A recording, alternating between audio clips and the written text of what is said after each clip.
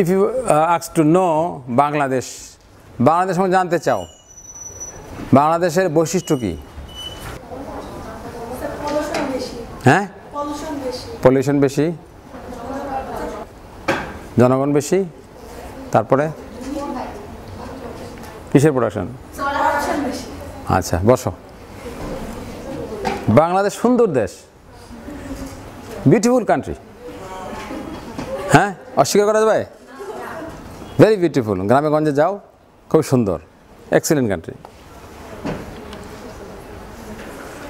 Baby broom, Bangladesh fertile country, মাটি মানুষ, তাই না? অনেক মানুষ আছে, ছোট্ট দেশে অনেক পপুলেশন। উই হ্যাভ বঙ্গবন্ধু, তাই না?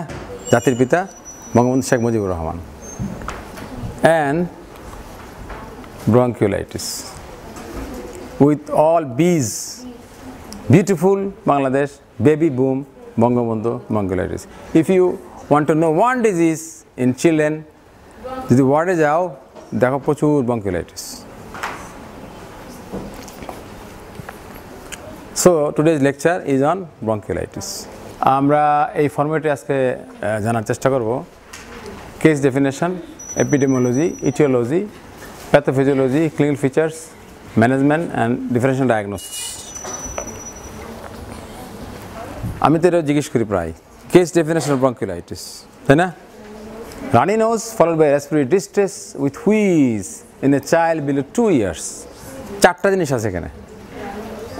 রানি nose, that is viral infection, respiratory distress শ্বাসকষ্ট, হুইজ বুকে বাঁশির মতো আওয়াজ। তোমাদের bronchiolitis হবে? না। So you're immune. তোমাদের করোনা ভাইরাস এফেক্ট করবে? আর ভালনারেবল, তাই না? কিন্তু করোনা ভাইরাস যাদের হয় তার বয়স বেশি দেখা গেছে, তোমরা একটু less chance of having corona virus. আরেকটা জিনিস ডেফিনেশন আছে এরকম, first attack of wheeze in the first year of life. জীবনের প্রথম যদি শ্বাসকষ্ট হয়, বুঝতে পারছো? Wheeze, that is bronchiolitis. কোনো স্টেথোস্কোপ লাগে ডায়াগনোস করার জন্য? দেখো এখানেও লাগে না। নাক দিয়ে পানি পড়ে শ্বাসকষ্ট হয়, হুইজ হয়, বয়স 2 বছরের নিচে। কোথাও দাঁত খেতে গেলে বাচ্চা নিয়ে আসছে কোলে করে, বলে ডাক্তার সাহেব দেখেন তো, সব জায়গায় তো চিকিৎসা করতে হয়, বাচ্চাটার শ্বাসকষ্ট হচ্ছে, তুমি দেখলা 2 বছরের নিচে, নাক দিয়ে পানি পড়ছে, হ্যাঁ পড়তেছে, বুক ডাবতেছে এবং চেস্ট ইনড্রয়িং মানে শ্বাসকষ্ট হচ্ছে এবং নাকের কাছে কান নিয়ে দেখো বাঁশির মতো আওয়াজ, হুইজ। আপনার বাচ্চা তো bronchiolitis হয়ে গেছে। বাবা, ডাক্তার সাহেব তো দেখেই বলে ফেলছে, স্টেথোস্কোপও লাগে নাই, তাই না? বেশ ভালো একটা কনফিডেন্স তোমার উপর হবে। bronchiolitis is a major public health problem throughout the world. সারা পৃথিবীর জন্য সমস্যা, তো বাংলাদেশ কেন বাদ পড়বে? বাংলাদেশকে পৃথিবীর বাইরে নাকি, তাই না? কোন সনের ঘটনা? 1997। আমরা 2001 সনে প্রচুর bronchiolitis পেলাম। তারপর একটা আর্টিকেল জমা দিলাম, হ্যাঁ, the first publish in Bangladesh journal of child health, epidemic of bronchiolitis হয়েছিল। এর আগে কিন্তু bronchiolitis বাংলাদেশে ছিল না, সবাই নিউমোনিয়া চালাই দিত। Fast breathing, chest indrawing, pneumonia. এবং আমরা যে স্টাডি করলাম সেখানে দেখলাম ফার্স্ট, সেকেন্ড, থার্ড 5000 চিলড্রেন সারা বাংলাদেশে বিভিন্ন হাসপাতালে যে যায় একদিন, হ্যাঁ, তাদেরকে একটা হিসাব করলাম।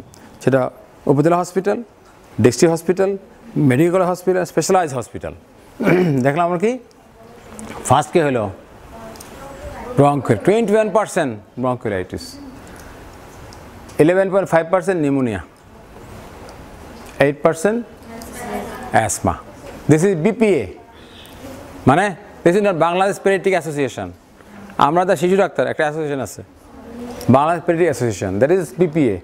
সেটা কিন্তু সেই BPA না। bronchiolitis, pneumonia, asthma. bronchiolitis boom in Bangladesh, 2001-এর ঘটনা, বুঝতে পারছো? এটা আমি যখন ICME-তে ছিলাম, শিশু মাতৃ স্বাস্থ্য ইনস্টিটিউট মাতোয়াইল, চিনো তো? ওইখানে প্রচুর বাচ্চা আসলো bronchiolitis নিয়ে। দ্যাট ফার্স্ট বাংলাদেশ শুরু হলো চিন্তাভাবনা। তা আমি সবগুলি বাচ্চাকে বললাম সিঁড়িতে নিয়ে ছবি তোলো। আমাদের ক্যামেরাম্যান আছে, ফটোগ্রাফার, তো সে সবগুলি ছবি তুললো। যত বাচ্চা ভর্তি ছিল 60% ব্রঙ্কিওলাইটিস। সবগুলি বাচ্চায় একটা কমন ফিচার আছে, সেটা কি? হ্যাঁ, রানিকে দেখা যায়? হ্যাঁ, বয়স দেখা যায়? সবগুলি কি বুকেট দেখা যায়? Laptop baby, very good. সবগুলি বাচ্চা কোলে আছে, ল্যাপটপ বেবি। বুঝতে পারছো? ল্যাপটপ কোথায় থাকে? বাচ্চা সবগুলি কোলে আছে, ছোট বাচ্চা। রিস্ক ফ্যাক্টর, কাদের ব্রঙ্কিওলাইটিস হওয়ার সম্ভাবনা বেশি? প্রিম্যাচুরিটি, যদি আগে জন্ম হয়ে যায়, younger age at presentation, less than 3 months of age, absence or minimal breast feeding, বুকে যদি খাওয়ানো না হয় অথবা কম খাওয়ানো হয়। 6 মাস তো এক্সক্লুসিভ ব্রেস্ট ফিডিং নাকি? কনজেনিটাল হার্ট ডিজিজ, হার্টে বাচ্চাদের কমন কনজেনিটাল হার্ট ডিজিজ কি? VSD, ventricular septal defect. Chronic lung disease, ছোটো বাচ্চাদের না অনেক সময় অক্সিজেন যদি দিয়ে চিকিৎসা করা হয় অনেক দিন লাঙের সমস্যা থাকে। BPD, bronchopulmonary dysplasia. ইমিউনোডেফিসিয়েন্সি, জন্মগত প্রতিরোধ ক্ষমতা কম তাদের। এক্সপোজার টোবাকো, এনভায়রনমেন্টাল পলিউশন, বাসায় কেউ সিগারেট খায়, তাই না? বাচ্চা তো খায় না। দিস ইজ প্যাসিভ স্মোকিং, বাচ্চা কিন্তু স্মোকিং হয়ে যাচ্ছে। যে খাচ্ছে ফিল্টারের মাধ্যমে খাচ্ছে, আর বাচ্চা কিন্তু প্যাসিভ, সরাসরি কিন্তু তার ইনজুরি হচ্ছে লাংসে। আশেপাশে যখন পলিউশন থাকে, ডাস্ট বিভিন্ন থাকে না, এইটাও কিন্তু একটা রিস্ক ফ্যাক্টর। পভার্টি, গরিব মানুষ, এইটা রিস্ক ফ্যাক্টর। কজ কি? পরীক্ষায় জিজ্ঞেস করা হবে তোমার একটাকে 2টা কজ বলো। রেসপিরেটরি সিনসাইটিয়াল ভাইরাস নাম্বার 1, বুঝতে পারছো? এখন 2 নম্বর হলো হিউম্যান মেটানিমো ভাইরাস। আরও আছে ইনফ্লুয়েঞ্জা, প্যারা ইনফ্লুয়েঞ্জা, অ্যাডিনো ভাইরাস, হিউম্যান বোকা ভাইরাস, ইভেন করোনা ভাইরাস। ভয় নাই, এটা কিন্তু OC43, আর এটা কোনটা? 19, কোভিড-19, করোনা ভাইরাস ডিজিজ 19, তাই না? কাজেই আমাদের ভয় নাই, সেটা কিন্তু ব্রঙ্কিওলাইটিস করবে না। আসলে সমস্যাটা কী হয়? Respiratory free and bronchioles. আমাদের তো ওই লাংসটা কি আমি বলছি না, একটা উল্টানো গাছ, গাছের শাখা প্রশাখা আছে এবং সেটা পাতায় শেষ হয়, বুঝতে পারছো? পাতায় যদি ইনফেকশন হয়, দিস ইজ নিউমোনিয়া। পাতার বোটায় যদি ইনফেকশন হয় ভাইরাস জনিত কারণে, দ্যাট ইজ ব্রঙ্কিওলাইটিস। এখানে তাই হচ্ছে, এই দেখো এখানে হচ্ছে ইনফেকশনটা, এবং যার ফলে inflammation of the bronchioles mostly by virus. এটা মনে রাখতে হবে। RSV is transmitted by direct inoculation of large droplets or by self inoculation infecting eyes and nose. প্রথমে এদিকে আসে, তারপর নিচে নামে। তো কী হয় আলটিমেটলি কী হয়? Oedema of the bronchiolar walls, mucus plugging of airways with mucus exudates and cell debris. এইখানে দেখো, এই দেখো বুকটা কীরকম ব্লটেড, ফুলে আছে, ভিতরে বাতাস বেশি। এবং কেন? এখানে দেখো, এই যে এখানে হলো তোমার ইনফ্লামেশন হয় এবং ইডিমা হয়, বুঝতে পারছো? আর ভিতরে মিউকাস। অ্যাজমাতে কী হয়? অ্যাজমাতে শ্বাস নিলে শুরু হয়ে যায়, মাসেল কন্ট্রাকশন হয়, ওখানে এত কন্ট্রাকশন হয় না, এখানে শুরু হবে, but because of inflammation and mucous. এটা মনে রাখতে হবে। এবং যদি মাইক্রোস্কোপগুলি দেখা হয়, দেখা যায় যে peribronchiolar lymphoid infiltration, plugging of the lumen with exudate and cell debris. তাতে কি হয়? তাতে হয় তোমার hyper infection of the lungs, increased airway resistance, decrease compliance and increase work of breathing, ventilation perfusion mismatch, hypoxaemia হবে, ব্লাডে oxygen কমে যাবে, আলটিমেটলি তোমার কার্বন ডাইঅক্সাইড রিটেনশন হতে পারে। এবং একবার ব্রঙ্কিওলাইটিস হয়ে গেলে ভবিষ্যতে কিন্তু রিকারেন্ট হুইজ হতে পারে, বারে বারে হুইজ নিয়ে আসতে পারে, ইভেন অ্যাজমাও হতে পারে। সিমটমস, মা এসে কি বলবে বাচ্চার কী সমস্যা? মা বলবে যে নাক দিয়ে পানি পড়ছিল আগে, কাশি আছে, নাক বন্ধ থাকে, ইনকনসোলেবল ক্রাই, বাচ্চা এমন কান্নাকাটি করে থামানো যায় না, রেস্টলেস, অস্থির, breathing difficulty, feeding difficulty, sleeping difficulty, দম নিতে পারে না, খেতে পারে না, ঘুমাতে পারে না, এবং জ্বর কিন্তু কম, লো গ্রেড ফিভার, আর no loss of social smile. বাচ্চারা তো বাচ্চাদের সবচেয়ে জিনিস কি জানো, মানে ভুবন বিজয়ী হাসি দেয় বাচ্চারা, এই হাসি বন্ধ হয়ে যায়। বাচ্চার দিকে দেখলে না বাচ্চা কেন ভালো লাগে, চমৎকারভাবে হাসতে পারে, এরকম হাসি কিন্তু বড়রা দিতে পারি না, তাই না? বড়রা তো বিভিন্ন কমপ্লেক্সিটির কারণে হাসি নষ্ট হয়ে যায়, কিন্তু বাচ্চাদের হাসিটা ইনোসেন্ট, সেই হাসি থাকে না, অনেক সময় খিচুনি হতে পারে। তুমি পরীক্ষার কী পাবা? সাইন। ডাক্তার কী পাবে? ডাক্তার পাবে নট টক্সিক। এত শ্বাসকষ্ট কিন্তু দেখে অসুস্থ মনে হয় না। আমি কোন অসুখে বাচ্চা দেখে অসুস্থ মনে হয় না? 8 নাম বলো। Nephrotic syndrome, excellent. তারপরে প্লুরাল এফিউশন, টিবির কারণে যদি লাংসে পানি আসে অত কষ্ট হয় না, কিন্তু এমফাইমা থোরাসিস হলে খুবই কষ্ট হবে। নিউমোনিয়ার কারণে কিন্তু অসুস্থ বেশি হয়, চেহারা ভাসে। ব্রঙ্কিওলাইটিস কিন্তু ভাসে না, এত শ্বাসকষ্ট মনে হচ্ছে স্মার্ট আছে বাচ্চাটা, ঠিক আছে না? আচ্ছা, fast breathing, nasal flaring, wheezing মানে পাশির মতো আওয়াজ, expiratory musical sound coming from chest, এটা ব্রঙ্কিওলাইটিস হয়। অ্যাসমা তো হয় এটা। Full chest bloated, chest indrawing, এখানে দেখো এই যে chest indrawing, vesicular breath sound, long expiration, crepitation, rhonchi, impair consciousness এবং সাইনোসিস থাকতে পারে। পরীক্ষা কী করবো? বলা হয়েছে যে পরীক্ষার দরকার নেই, ওই যে তোমার বিয়ে বাড়িতে গেলা, ডায়াগনোসিস করলো ব্রঙ্কিওলাইটিস, পরীক্ষা লাগছে, ব্লাড করছো, তোমার কোনো এক্সরে করছো, কিছুই করো নাই, স্ট্যাথোইস করো নাই, কাজে ডায়াগনোসিস ইজ মোস্টলি ক্লিনিক্যাল। কাজেই তোমার ডব্লিউসি কাউন্ট করতে পারো, নর্মাল এক্সরে করতে পারো, তারপরে সিআরপি, মাইলেরেজ, ইলেকট্রোলাইটস তেমন খুব চেঞ্জ হয় না। ব্লাড যদি গ্যাস করা যায়, সিভিয়ার কেসে হাইপোক্সিমিয়া পাওয়া যাবে। ভাইরাস আইডেন্টি করতে পারো, দ্যাট ইজ ডিফারেন্ট থিং, যদি পারা যায়। এই এক্সরেটা খুব important, you have to understand the x-ray very well. কী আছে আমি বলি বাংলায়, বেশি বড় বেশি কালো লাংস, হাইপার ইনফ্লেশন। সাধারণত বাচ্চাদের বেলায় 9টা রিপ গোনা যায়, 9টা বেশি যদি গোনা যায় পোস্টেরিয়র রিপ, তাহলে this hyper inflation 1 2 3 4 5 6 7 8 9 10 hyper inflation আছে। আর বাচ্চারা এক্সরে বেশি কালো, এটি বলা হয়েছে এখানে।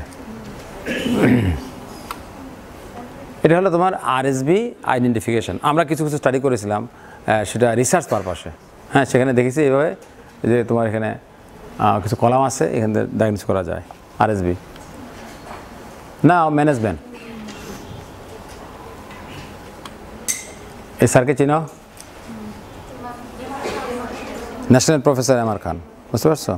আমাদের যখন আমরা পেলাম এত ব্রঙ্কিওলাইটিস, গভর্নমেন্ট সচেতন হয়ে গেল, তখন একটা ওয়ার্কশপ হইল গাইডলাইন বের করার জন্য।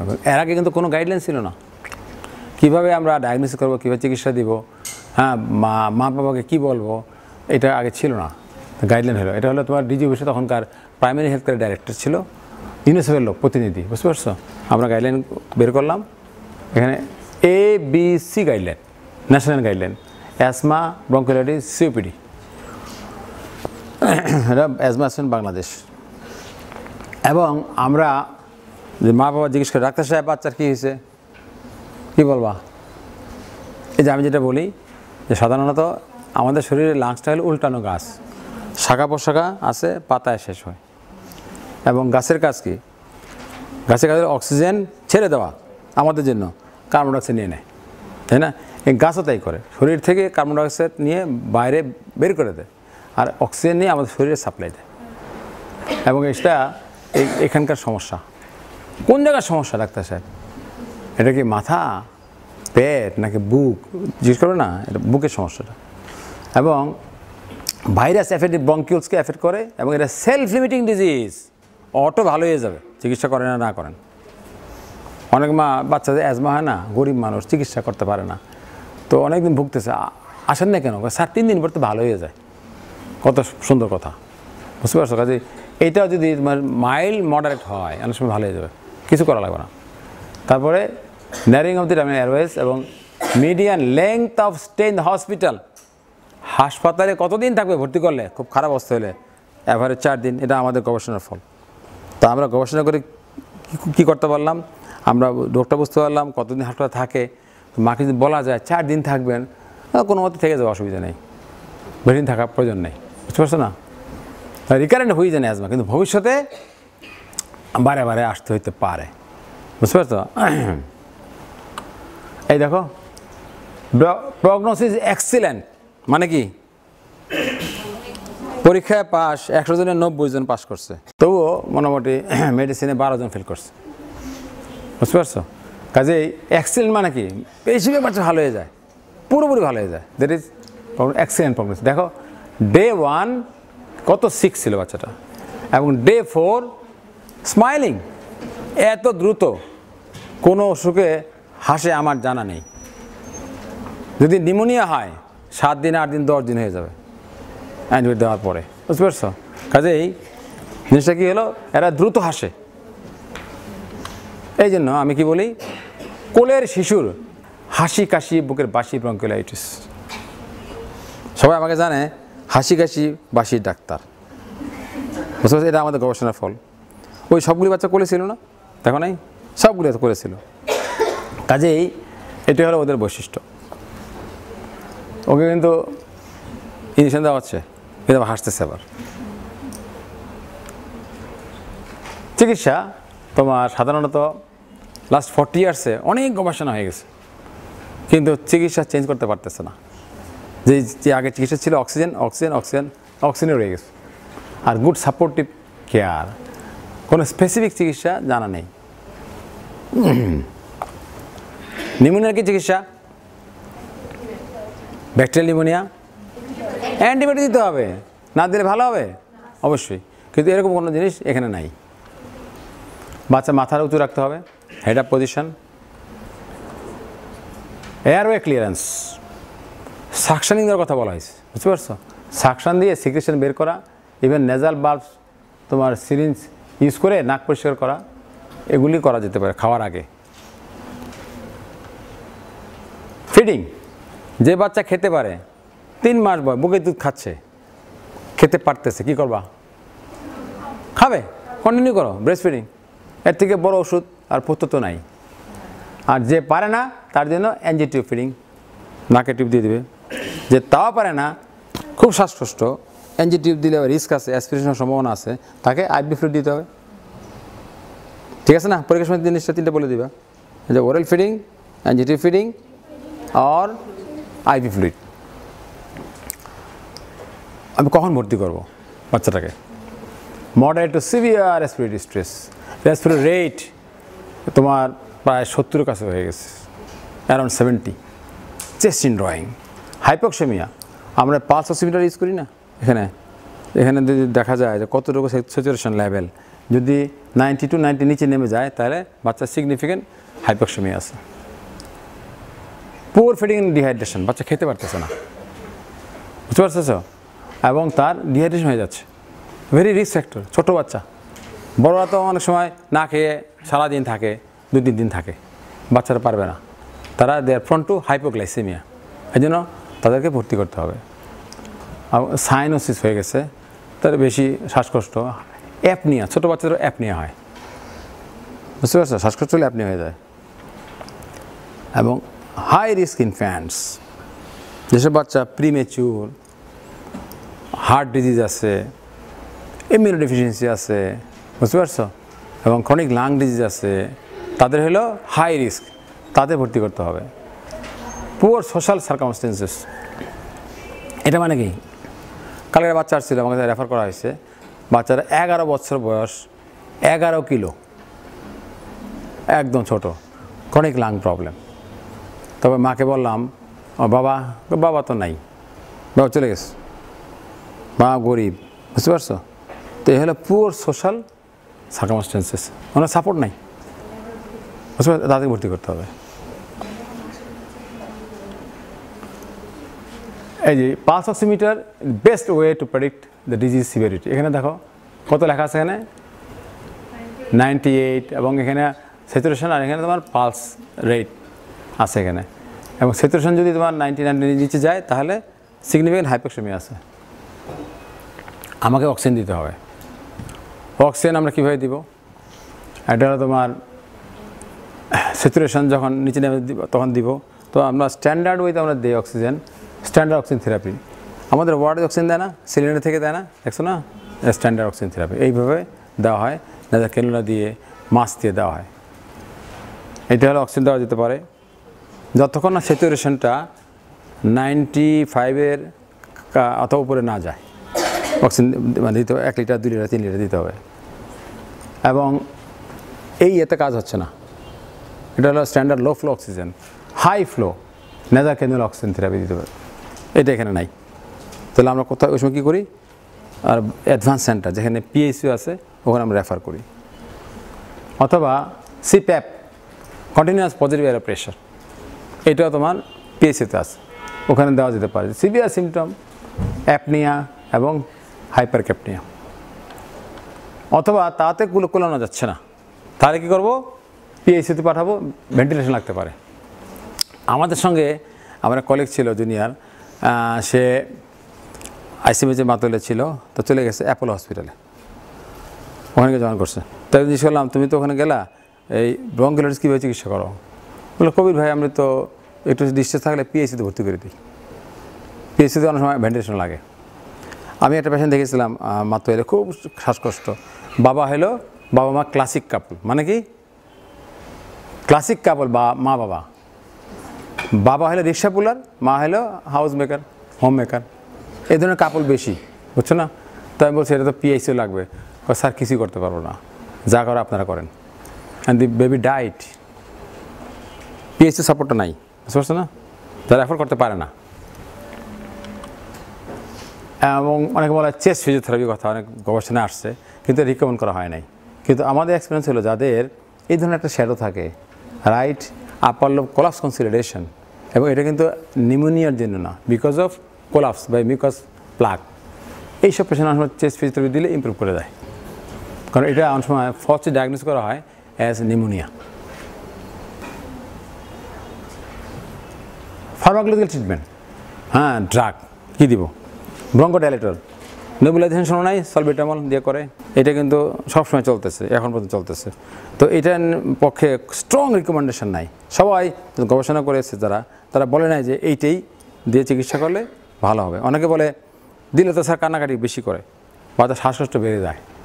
কাজে 3 রকম আছে, একটা গ্রুপ ইমপ্রুভ করে, আরেকটা গ্রুপের মানে ইমপ্রুভ করে না, আরেকটা গ্রুপ বিরক্ত হয়ে যায়, মানে অ্যাডভার্স ইফেক্ট দেখা দেয়। কাজে এটা কিন্তু বলা যাচ্ছে না।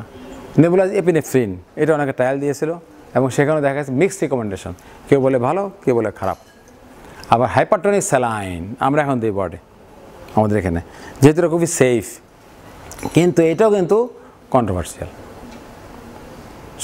সব শাড়িতে কিন্তু তা আসে নাই ভালো, এটা তো বলে নাই, কিন্তু একটা তো দিতে হবে।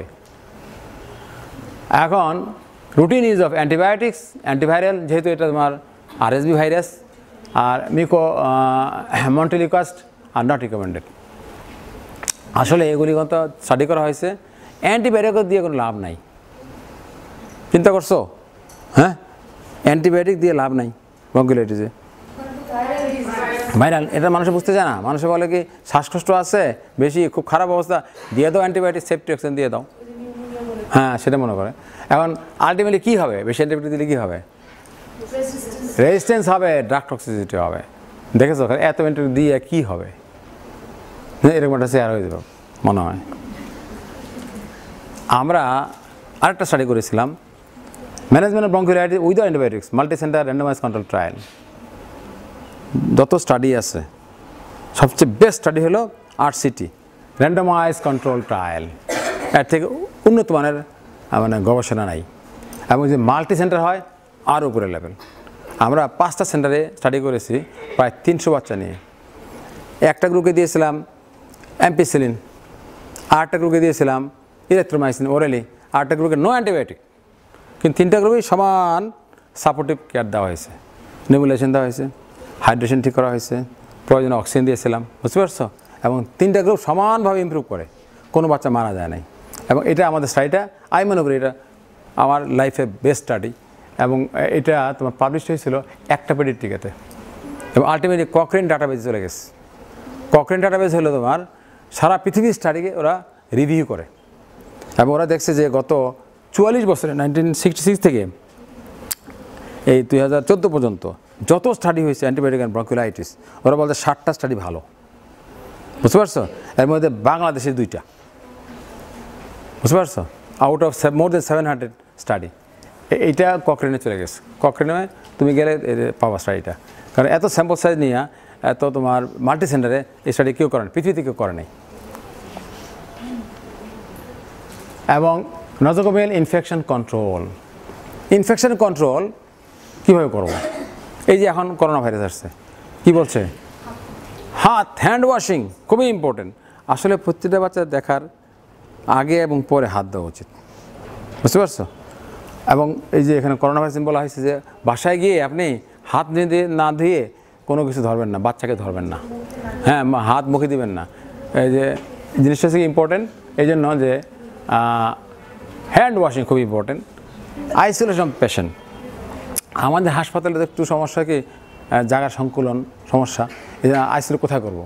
পেশেন্টও তো রাখতে পারি না আমরা, কাজে আইসোলেশন করা important. Use of gloves, gown, even goggles use করতে পারলে ভালো। কমপ্লিকেশন, কমপ্লিকেশান সাধারণত ইলেকট্রন ইমব্যালেন্স, হাইপোনাট্রিয়াম হতে পারে, অ্যাপনিয়া হতে পারে, syndrome of inappropriate secretion of ADH, cardiac arrhythmia, encephalopathy, respiratory failure. Other drugs not indicated, অনেক ড্রাগ মার্কেটে আছে, ডিকনজেস্ট্যান্ট, অ্যান্টিহিস্টামিন, ডেক্সট্রোমিথোফেন, এগুলো অনেকে লিখে, একটা প্রেসক্রিপশন অনেকগুলি লিখে দেয় ওষুধ, বুঝতে পারছো? এগুলি কোনো দরকার নেই, প্রয়োজন নেই। অ্যান্ড প্রিভেনশন, প্রিভেনশন তোমার একটা পেলিভিজুমাব, এটা একটা মনোক্লোনাল অ্যান্টিবডি, এটা যারা রিস্ক গ্রুপ, হ্যাঁ, তাদেরকে দেওয়া যেতে পারে। ধরো একটা এলাকায় অনেক ব্রঙ্কিওলাইটিস হচ্ছে, এবং যেসব বাচ্চারা ছোটো বাচ্চা রিস্ক গ্রুপ, লাং ডিজিজ আছে, chronic lung disease, heart disease আছে, হ্যাঁ, প্রিমেচুর হয়েছিল, তাদেরকে দেওয়ার কথা বলা হয়েছে। এটা কিন্তু খুব কস্টলি ড্রাগ, এটা আমাদের দেশে অ্যাভেলেবল না। এবং কিন্তু সবচেয়ে বড় কথা হলো no vaccine yet invented against RSV virus. কাজে আমাদের প্রিভেনশন যেতে হবে। ডিফারেন্সিয়াল ডায়াগনোসিস অনেক কিছু আছে তোমাদের জন্য ইম্পর্টেন্ট। কি 1 নম্বর বলো কি? নিউমোনিয়া। স্যার ডিডিতে কি আসে? নিউমোনিয়া, নিউমোনিয়া ডিডিতে। এবং এক্সরে করলে নিউমোনিয়াতে কী পাবা? লাং সাদা হয়ে গেছে, কালো লাং সাদা হয়ে গেছে। এটা তোমার লোবার ডিস্ট্রন হতে পারে, আর প্যাচি হইতে পারে 2 লাংসে ব্রঙ্কো নিউমোনিয়া। কারণ দ্যাট ইজ মোস্ট ইম্পর্টেন্ট। এবং নিউমোনিয়া ডায়াগনোসিস করার জন্য গোল্ড স্ট্যান্ডার্ড হলো এক্সরে করতে হবে, বুঝতে পারছো? কাজেই কনজেনিটাল হার্ট ডিজিজ, ছোটো বাচ্চার হার্টে মারমার পাওয়া যায়, বুঝতে পারছো? চোখ বুঝে বলবা যে স্যার BHD হয়েছে without cyanosis, it will be correct in 70%, around 70% cases, বুঝতে পারছো? আরও কিছু এড্রিনাল হাইপারট্রফি, বড় হয়ে গেলে শ্বাসকষ্ট হয়, ভাইরাল গ্রুপ, এগুলি অনেক কিছু আছে। Foreign respiration, metabolic disease, congenital lung disease, cystic fibrosis, পার্টোসিস। এখন সমস্যা হচ্ছে জানো, ডক্টরস কান ডিফারেন্সিয়েট ব্রঙ্কিওলাইটিস এন্ড নিউমোনিয়া। কারণ কি? এই ডাক্তার একটু পাজল। কারণ কি? কারণ হচ্ছে কি, দেখে কি ব্রঙ্কিওলাইটিস আর নিউমোনিয়া দুইটাই তো ছোটো বয়সে হয়, এবং ক্লিনিক্যাল ফিচার্স দুইটাই কাশে, দুইটাই শ্বাসকষ্ট আছে, দুইটাই ফাস্ট ব্রিদিং আছে, দুইটাই চেস্ট রিডিং আছে, দুইটাই কিব্রের সংখ্যায় আছে। তো এটা কেন ব্রঙ্কিওলাইটিস বলতেছে, এটাকে কেন নিউমোনিয়া, সেটা বুঝতে পারে না। তারপরে এক্সরে কনফিউশন, এক্সরে তোমার কনফিউজিং এক্সরে, সে তো ভালো এক্সরে বুঝতে পারে না, তাই ইয়াং ডক্টর, তাই না? তার জন্য ডিফিকাল্ট, তার জন্য রিয়েলি দিস ইজ কনফিউজিং। কী করতে হবে তাহলে? আমি যে কথাগুলি বললাম মনে রাখতে হবে, বুঝতে পারছো? হ্যাঁ, তাহলে লাইন করতে পারবে। আরেকটা কথা হলো কি, ডাক্তারদের মাথায় নিউমোনিয়া ছাড়া কিছু নাই। কারণ হচ্ছে কি, মেডিকেল স্টুডেন্ট তোমরা IMCI একটা ইঞ্জেকশন দিয়ে দিচ্ছে ব্রেনের মধ্যে, নিউমোনিয়া নিউমোনিয়া নিউমোনিয়া, আর কোনো অসুখ নাই। IMCI বইটা আছে না, মেনে নিউমোনিয়া তো, তাই না? আচ্ছা, তারপরে তুমি ডাক্তার হয়ে গেলা, এখন medical records, literature, mass media, seminar, symposium, training, এবং ইভেন মারাও বলে, মারা শিখে গেছে নিউমোনিয়া কী জিনিস, শ্বাসকষ্ট হলেই নিউমোনিয়া। এখন তো ডাক্তার কনফিউশনে পড়ে গেল যে একটু সার্চ শিখেছিল ব্রঙ্কিওলাইটিস, দেখি সব নিউমোনিয়া, তাই না? কনফিউশন পড়ে গেল না?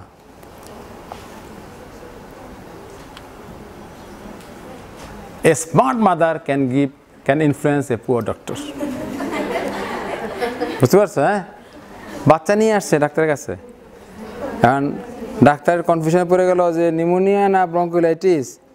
মা বলতেছে, ডাক্তার সাহেব ওর তো নিউমোনিয়া হয়েছে, শ্বাসকষ্ট, আপনি ইঞ্জেকশন দেন। বুঝতে পারছো? তা এখন চিন্তা করছে যদি ইঞ্জেকশন না দেয়, বাচ্চা যদি মারা যায়, পরে আমার ধরবে, ইঞ্জেকশন সেপ্টিকশন লিখে দিয়ে দিই, এটা সেফ। বুঝতে পারছো? কাজেই এখন তোমাকে স্মার্ট হতে গেলে কী করতে হবে? নলেজেবল হতে পারে। নলেজ ইজ পাওয়ার, এর থেকে পাওয়ারফুল দিন দুনিয়াতে কিছু নাই। বুঝতে পারছো? হ্যাঁ, very important thing, knowledge is power. আমার কাছে আসলে বলে, কে বলছে আপনার নিউমোনিয়া হয়েছে? ওটা ঝাড়ি মারি। জ্বর আছে? না, জ্বর নাই। নাক দিয়ে পানি পড়ছিল স্যার। বাচ্চা কি একটু খাওয়া দাওয়া করে? হ্যাঁ, খেতে পারে। বাচ্চা মাঝে মাঝে হাসে, কারণ সকালে তো হাসি দিয়েছে কয়েকবার। শ্বাসকষ্ট আছে, বুঝতে পারছো? This is not pneumonia, this is bronchiolitis. হ্যাঁ, আপনি খাওয়া দাওয়া করান, আর বেশি যদি শ্বাসকষ্ট হয়, খেতে না পারে, তখন ভর্তি করবেন, বাসায় নিয়ে যান। যখন খেতে পারবে এবং তোমার অক্সিজেন প্রয়োজন না হয়, হোম ট্রিটমেন্ট, বাসা থাকবে, তখন কোনো প্রয়োজন নেই। বলে দিবে হ্যান্ড টু রিটার্ন। যদি বাচ্চা শ্বাসকষ্ট বেড়ে যায়, খেতে না পারে, হ্যাঁ, বাচ্চা যদি খুব অস্থির হয়ে যায়, খুব বেশি মানে দ্রুত শ্বাস নেয়, হ্যাঁ, রেস্টলেস, ইনকনসোলেবল ক্রাই, রেস্টলেস, মানে স্লিপিং ডিফিকাল্টি, ফিডিং ডিফিকাল্টি, তারপরে তাহলে আমাদের কাছে নিয়ে আসবেন। তোমাদের জন্য কিছু কোশ্চেন আছে। কোশ্চেনটা কি? Common lower respiratory tract disorders. এটা হলো one of the common lower respiratory disorder. Case definition bronchiolitis. কি বলবা? বলো, তুমি বলো।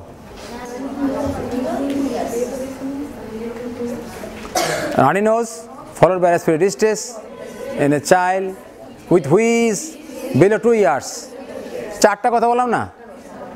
2 বছরের নিচে বয়স। বসো। নাক দিয়ে পানি পড়ছিল অথবা এখন পড়তেছে, এবং শ্বাসকষ্ট হচ্ছে, বুকে বাঁশির মতো আওয়াজ, হুইজ হচ্ছে, দ্যাট ইজ ব্রঙ্কিওলাইটিস। আচ্ছা, ইটিওলজি, রেসপিরেটরি সিনসিটিয়াল ভাইরাস, তাই না? তোমাদের জন্য একটা ইম্পর্টেন্ট, আর এসবি বললে হবে। আর পাশ করার পরে যে পরীক্ষা স্যার জিজ্ঞেস করে আরও কজ বলো, স্যার পাশ করাই দেন, পরে বলে আসবো, আসে বলবো পরে। আমি আর এসবি পর্যন্ত শিখতে পারছি, এই আনাফ, বুঝছো না? রেসপিরেটরি সিনসিটিয়াল ভাইরাস, এটা ব্যাকটেরিয়াল প্রবলেম না। ক্লিনিক্যাল ফিচার ব্রঙ্কিওলাইটিস কী সিনড্রোম নিয়ে আসে? বাচ্চা কিন্তু শ্বাসকষ্ট থাকে, ওই ইনকনসোলেবল ক্রাই, খুব কান্নাকাটি করে, খেতে পারে না, ঘুমাতে পারে না, দ্রুত শ্বাস নেয়, বুক ডেবে যায়, বুক ফুলে থাকে, বুঝতে পারছো? অস্কারেট করে তুমি মানে breath sound vesicular prolonged expiration, আর মোস্টলি রংকাই পাওয়া যায়।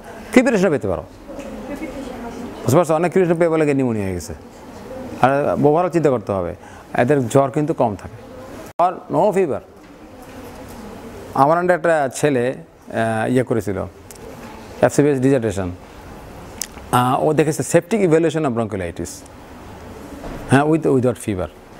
একটা গ্রুপ ব্রঙ্কিওলাইটিস আসছিল, তাদের তোমার জ্বর ছাড়া, আর একটা গ্রুপ আসছিল জ্বর সহ, বুঝতে পারছো? এবং সে দুটো গ্রুপে দেখেছিল যে তাদের ইনফেকশান, ইউরিন ইনফেকশান আছে কিনা, ব্লাড ইনফেকশান আছে কিনা, এই জিনিসটা দেখেছিল সে। এবং সে তার স্টাডিটা করতে তার 27 মাস সময় লাগছে। কারণ কি? সে জ্বর সহ ব্রঙ্কিওলাইটিস পাচ্ছিল না। বলে স্যার জ্বর ছাড়া ব্রঙ্কিওলাইটিস পেয়ে গেছি, কিন্তু জ্বর সহ ব্রঙ্কিওলাইটিস পাচ্ছি না। খুবই ইম্পর্টেন্ট জিনিস যে বাচ্চাটার লাংসটা বেশি বড় মনে হয়, এবং রিপটা হরাইজন্টাল মনে হয়, রিপ ডোম নিচে নেমে যায়। This is hyper inflation. এবং আর সাথে থাকে ইনক্রিজ ট্রান্সলুসেন্সি, বেশি কালো মনে হয়, বেশি বড়, বেশি কালো লাংস, কোনো লাংসে সাদা কোনো স্পট নাই। নিউমোনিয়াতে কি থাকে? সাদা স্পট থাকে, লোবার কনসিলেশন থাকতে পারে, অথবা ব্রঙ্কো নিউমোনিয়া থাকতে পারে, প্যাচি থাকতে পারে, কিছু নাই। দ্যাট ইজ আ ক্লু যে তার নিউমোনিয়া হয় নাই। এবং তোমার যদি ব্লাড কাউন্ট করো তাহলে দেখবা কাউন্ট নর্মাল, 10,000 12,000 কাউন্ট, নিউট্রিফিল বেশি না, বুঝতে পারছো, সিলেক্টিভ প্রোটিন অত বেশি না। হ্যাঁ, এবং আমাদের সাধারণত অনেক সময় দেখি ডাক্তার শুধু এক্স রে করে, ব্লাড কাউন্টটা করে না। যদিও তুমি কনফিডেন্ট থাকো তোমার পরীক্ষা করার দরকার নেই। যে টিপিক্যাল ব্রঙ্কিওলাইটিস হয় কোনো পরীক্ষার দরকার নেই, বাচ্চারা স্বাস্থ্য ভালো, খাওয়া দাওয়া করে। আর সাধারণত যাদের ব্রঙ্কিওলাইটিস হয় তাদের কিন্তু স্বাস্থ্য ভালো থাকে। আর যারা একটু ম্যালনারিশড, ওজন কম, তাদের হয় নিউমোনিয়া। এরকম একটা বাচ্চা প্লাম বুকের দুধ খাচ্ছিল, এবং বাচ্চা তোমার হঠাৎ করে শ্বাসকষ্ট শুরু হয়ে গেল, এবং এদের অসুখটা দ্রুত শুরু হয়, এই নাক দিয়ে পানি পড়ার পরে দ্রুত শ্বাসকষ্ট হয়ে গেল, ফাস্ট ব্রিদিং শুরু হয়ে গেল, চেস্ট পেইন শুরু হয়ে গেল। কাজে এই দেশের ব্রঙ্কিওলাইটিস টিপিক্যাল, তুমি এক্সরে না করলেও পারো। কিন্তু যদি অন্য কিছু মনে হয়, নিউমোনিয়া অথবা অন্য সমস্যা আগে থেকে অসুস্থ ছিল, ফার্স্ট টাইম আসলে একটা এক্সরে করতে হবে। কে জানে, অনেক সময় কনজেনিটাল লাং প্রবলেম থাকতে পারে বাচ্চা, ঠিক আছে না, হার্ট ডিজিজ থাকতে পারে। আচ্ছা, কাউন্সিলিং ব্রঙ্কিওলাইটিস এটা খুবই গুরুত্বপূর্ণ। আমি যে কথাটা বলি যে এটা তোমার ব্রঙ্কিওলাইটিস হলো কি একটা বুকের অসুখ। এখানে আমাদের গাছের মতো আছে, উল্টানো গাছ, শাখা পোষা পাতা শেষ হয়ে গেছে, এবং পাতার বোটায় ভাইরাসজনিত কারণে ইনফেকশন হওয়ার কারণে এই অসুখটা হয়েছে। নাক দিয়ে পানি পড়া পরে অসুখটা শুরু হয়েছে, এবং এই বাচ্চাদের সাধারণত তোমার এই 3-4 দিন পরে সুস্থ হয়ে যায়। ভর্তি করলে 4 দিন বেশি হাসপাতালে থাকার প্রয়োজন নাই। হ্যাঁ, বাচ্চা যদি খেতে পারে, আমরা কিন্তু ওই সময় আমরা বাচ্চাদেরকে আমরা কখন ছাড়বো বাচ্চাটাকে, আমরা ছাড়বো বাচ্চারা যদি খেতে পারে, শ্বাসকষ্ট একটু আছে, জাস্ট কোনো প্রয়োজন নেই রাখার, খেতে পারে, অক্সিজেনের দরকার নেই বাচ্চার, খেতে পারে, অক্সিজেনের দরকার না থাকে, বাচ্চার জ্বর না থাকে, হ্যাঁ, বাচ্চা একটু শ্বাসকষ্ট কিন্তু একটু হাসতেছে, তাহলে চার্জ ছুটি দিয়ে দাও, বুঝতে পারছো। আমাদের হাসপাতালের বেডে কিন্তু খুব ক্রাইসিস, রাখার দরকার নেই। আরেকটা জিনিস কি, যদি বাচ্চাদের বেশি দিন হাসপাতালে রাখো তাহলে there is chance of nosocomial infection, আর একটা ইনফেকশন হয়ে যাবে। কিছুদিন পরে গিয়ে দেখবা বাচ্চার পাতলা পায়খানা শুরু হয়ে গেছে, ডায়রিয়া শুরু হয়ে গেছে, বুঝতে পারছো, আবার অন্য একটা ইনফেকশন হয়ে গেছে। কাজেই দিস ইজ ভেরি ইম্পর্টেন্ট, যত কম রাখা যায় হাসপাতালে। আর হাসপাতালে যদি কম রাখা হয় তাহলে কিন্তু বাচ্চাদের যে ফ্যামিলিয়াল ডিসলোকেশন, এই মা বাবা আত্মীয় স্বজন আসা যাওয়া, বিশাল একটা ডিসলোকেশন, এটা থেকে মুক্তি পাবে। আচ্ছা, আর treatment of bronchiolitis supportive, mainly supportive, মানে স্পেসিফিক চিকিৎসা নাই। ডাক্তার সাহেব এমন কোনো ওষুধ নাই যে দিলে একদম ভালো হয়ে যাবে, বলে এটা আমাদের জানা নেই, বুঝতে পারছো। তো এটা তো আসলে এখন পর্যন্ত কোনো এই অ্যান্টিভাইরাস আরএসভির এগেনস্টে তোমার রিভাভিরিন, বুঝতে পারছো, এইটা সাধারণত রিকমেন্ড করে না। কিন্তু রিভাভিরিন বলা হয়েছে কখন দেওয়া হবে, যদি বাচ্চার সাথে রিস্ক ফ্যাক্টর থাকে, যেমন থাকে কনজেনিটাল হার্ট ডিজিজ, বাচ্চা তোমার ইমিউনো ডেফিসিয়েন্সি, ব্রঙ্কোপ্লাজমিক ডিসপ্লেসিয়া, তাদের বেলায় বলা হয়েছে তাদের সিভিয়ার ব্রঙ্কিওলাইটিস হয়, তাদেরকে রিভাভিরিন দেওয়া যেতে পারে নেবুলাইজ ফর্মে। সেটা আমাদের দেশে খুব একটা অ্যাভেলেবল না, বুঝতে পারছো। আর অক্সিজেন আমরা কীভাবে দিব, স্ট্যান্ডার্ড অক্সিজেন থেরাপি আছে আমাদের, সিলিন্ডার থেকে অক্সিজেন দিয়ে লো ফ্লো, আর তারপরে আছে তোমার হাই ফ্লো আছে, নেজাল ক্যানুলা দিয়ে দেওয়া যেতে পারে। তারপর সিপ্যাপ, এখন সিপ্যাপ ইউজ করে, কন্টিনিউয়াস পজিটিভ এয়ার প্রেশার, অথবা না হলে পিআইসিতে ভর্তি করে ভেন্টিলেশনে দিয়ে দিবে, বুঝতে পারছো। তাহলে মোটামুটি একটা ধারণা পাওয়া গেল। হ্যাঁ, কী ধারণা পাওয়া গেল?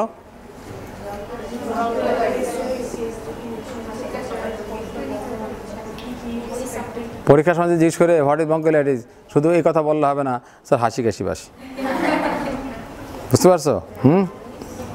বলতে হবে ডেফিনেশান, তারপরে তোমার এপিডেমিওলজি, তারপরে ইটিওলজি, প্যাথোলজি, যেখানে তোমার এই ইডিমা হয় এবং মিউকাস প্লাগ দিয়ে ব্লক হয়, হ্যাঁ, তারপরে তোমার ইনভেস্টিগেশন ফাইন্ডিং, তারপরে ট্রিটমেন্ট, কাউন্সেলিং, সব বলতে হবে। এটা কি মাস?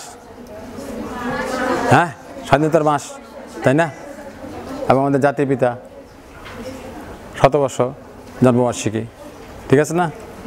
তো সবাইকে ধন্যবাদ।